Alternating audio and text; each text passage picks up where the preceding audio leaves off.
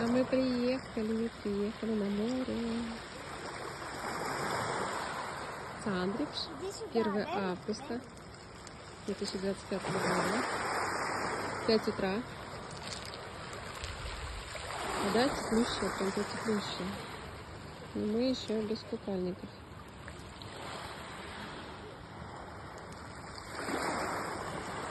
Скоро этот пляж оживет через несколько часов.